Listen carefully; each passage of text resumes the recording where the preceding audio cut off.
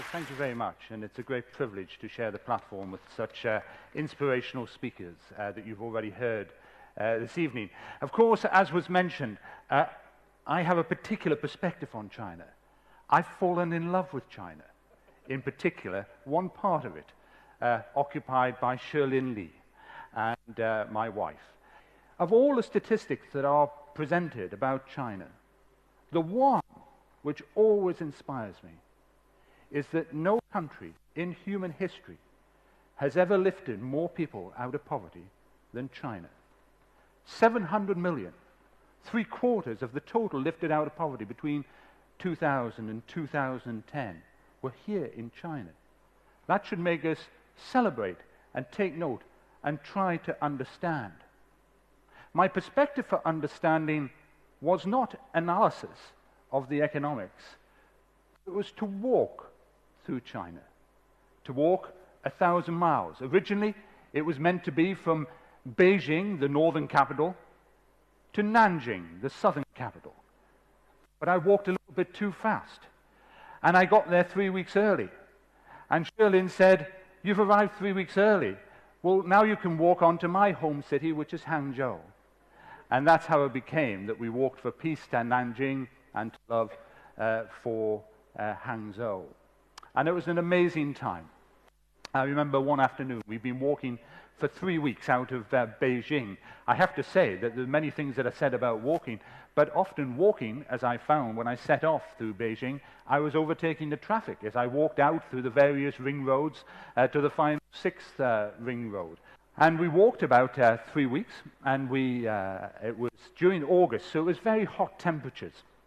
And we started climbing high into the Tai'an Mountains in Shandong province. And we moved into Shandong province and into the Tai'an Mountains, and it was beautiful countryside. It's one of the things worth remembering about China, is of course that a lot of people look at China and saying, well, it's an economic miracle. Well, as has already been mentioned, this miracle has actually been happening almost every century for the past 3,000 years. We arrived in a small village called Xinjiantun. And just picture it.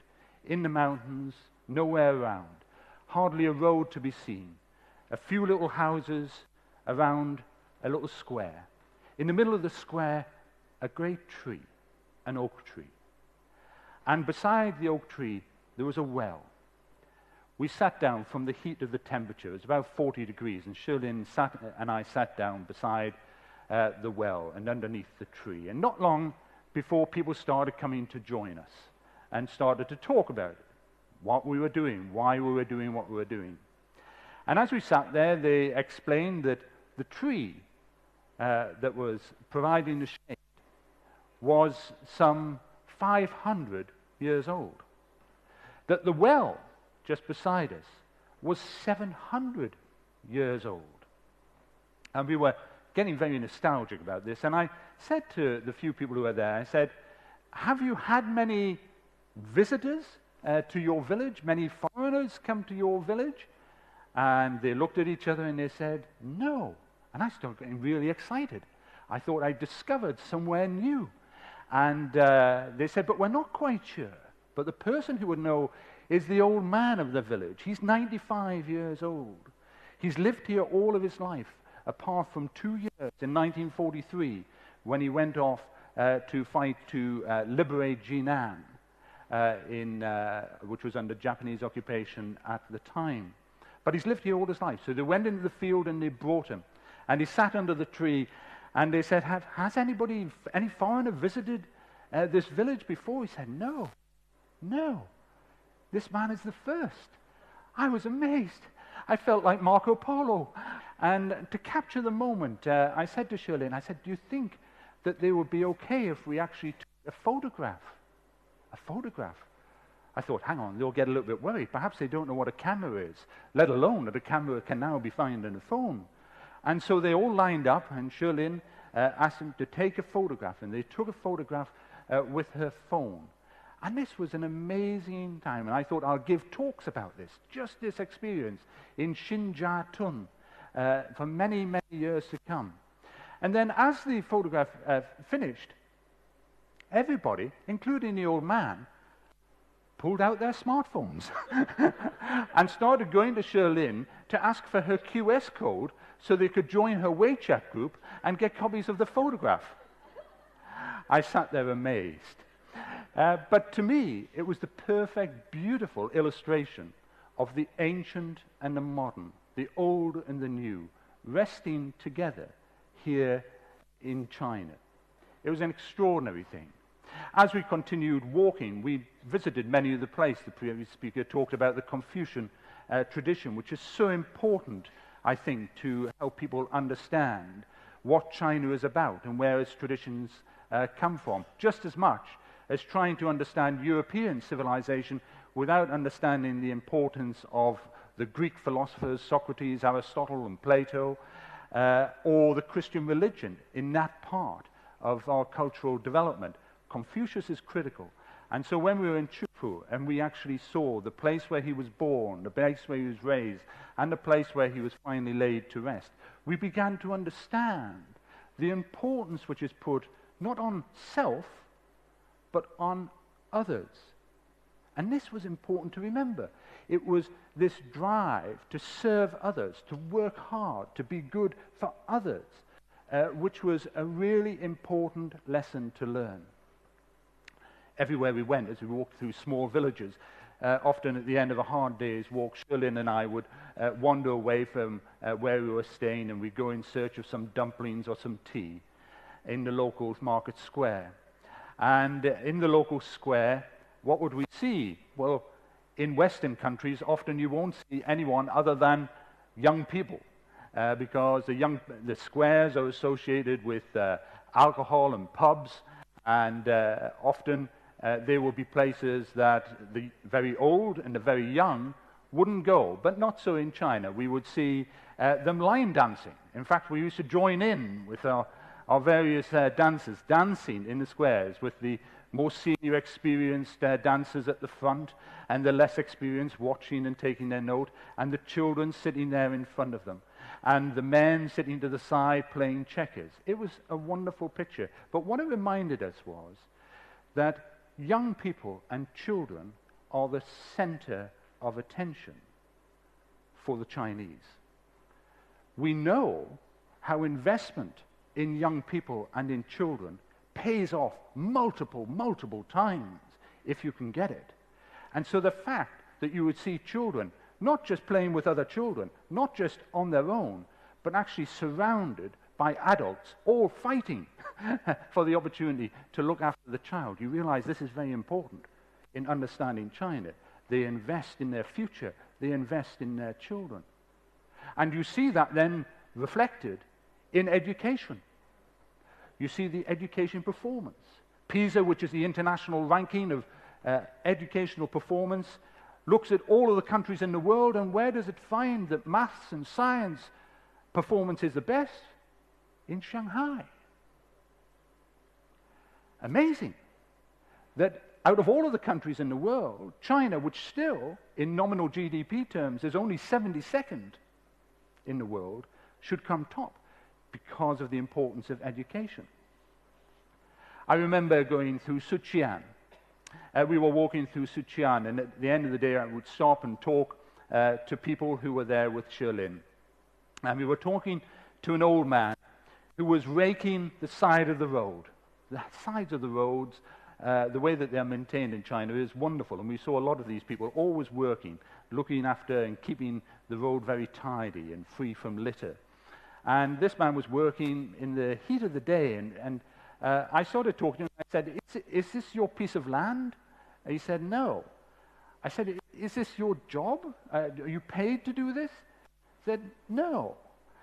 I said, so why are you doing it? And he said, because work is good for you. Work is good for you. I agree with that. I agree with that. Hard work. So education, investing in the young, hard work. These are all important lessons for the future. But there is another element. You see, China is actually quite a sentimental country. It's very optimistic. There was a YouGov opinion poll which was carried out, and it said, do you believe that the world is getting better?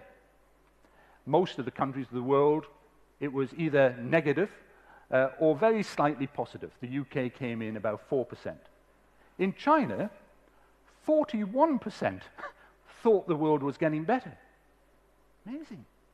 So 41% think the world is getting better. There's a saying, it says this: we see the world not as it is, but as we are. If you're pessimistic, then you won't see the value in investing in the future and investing in yourself. If you're optimistic, boy, you're excited about the future. You want to invest in the future. Important lesson number 3 about China. It's an optimistic world. If you come here as a pessimist, you'll never understand China. You need to be positive to understand China. That investment in children feeds through into infrastructure. So many people have talked about the importance of infrastructure. The mass growth of high-speed rail lines around the country is quite amazing. And there's still a queue of people trying to get on them. There's no empty seats on the trains, such as a demand. There's twice as much high-speed rail track in China already than there is across the whole of Europe. That's quite amazing. The investment in infrastructure, we've heard about One Belt, One Road, is in ports and it's in roadways, which have doubled in size over the last 5 to 6 years. It's in the growth of airports, which have also increased in size. And just take ports for a moment, because it's a very instructive issue. Ports. Of the 10 busiest ports in the world, how many do you think are in China? Well, let me tell you. 7. How many do you think are in the United States? None. How many do you think are in Europe? None. It's remarkable what is happening here. Now, is it remarkable in some senses? Yes, of course it is, but we go back to this point, that China has been a dominant economic power through human history. It comes because of the Central Plain, which I was walking right across between the Yellow River and the Yangtze River. It's an immensely fertile plain. It's surrounded by hills which protect it from invaders. So not surprisingly, it was always going to be a place where civilization would flourish. It was so fertile that farmers could actually get 2 crops per year. One crop that they could use to feed their family, another crop that they could trade. Therein, there lies the prosperity that you see. That passion for education, of course, continues with young people beyond school age. It goes into universities. 2/3 of the population, of overseas population of universities around the world are made by Chinese. There are 17,000 students attending UK universities from the United States. There are 19,000 that are attending UK universities from India. The figure for China is 90,000. What's more, 70 to 80% of those young people come back. They come back to China. They don't stay in the West. They come back. They go and get their education, and then they come back. The so-called turtles who come back because the opportunities are so immense here. Now, the opportunities are fantastic. But that leads us to our next lesson for understanding China from my walk. As I would walk through the towns and villages, I would see everywhere, no matter what time of day, people would be working. But often, they'd be working for themselves. You know, enterprises is very much part of the Chinese dream. The idea of setting up your own business is an incredibly powerful dream that people have. Many advanced economies have failed because of this reason, that as they've gone through their industrial revolution, the big industries have sucked in all of the talent to a few small employers. And when those industries decline and companies fail, as they will, there's no new growth left to take its place. Therefore, perhaps one of the most telling statistics that you could find about the new China is this, is that the number of new enterprises that started in China doubled between 2010 and 2016. Okay, that's fine. But let me tell you what it doubled to. 1.6 million. Still not impressed? Let me put that in context. 1.6 million new businesses created in China is more than all the new businesses created in Germany, the United Kingdom, and the United States, all rolled together.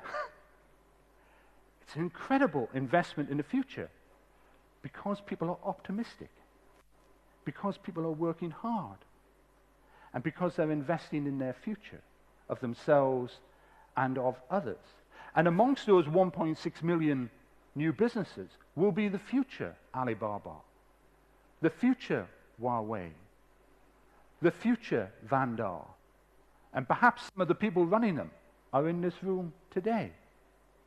That's what comes when you have a dynamic economy, confident about the future. Let me come back to where I started. My passion for prosperity, for global growth, for people to be lifted out of poverty. We share that passion, I'm sure. But another one is this, peace. Everything which China has achieved over the past remarkable 30 years of its growth has come through peace and prosperity. It is important that peace is the other side to the continued prosperity. So on behalf of Shirlyn and I, can we thank you for this opportunity and wish you long peace and prosperity, which you can share with the world.